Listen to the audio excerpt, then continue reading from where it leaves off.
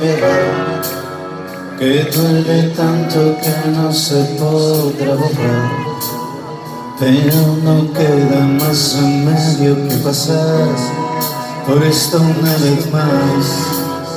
No lo recuerdan ni los viejos del lugar, nuestros jóvenes no aciertan a concretar si hubo algún indicio, alguna señal que me hiciera sospechar.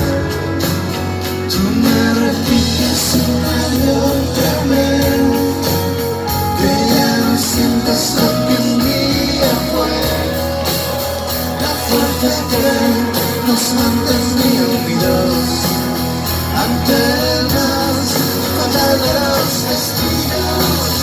Y es que a pesar de todo aún no sé qué es lo que pasó.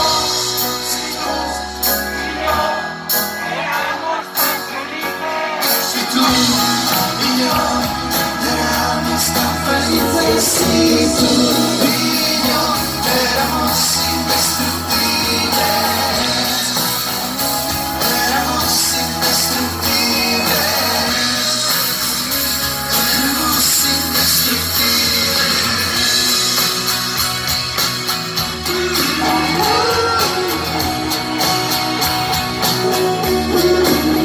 Perdidos como piezas de un dominó que alguien que no conocemos colocó.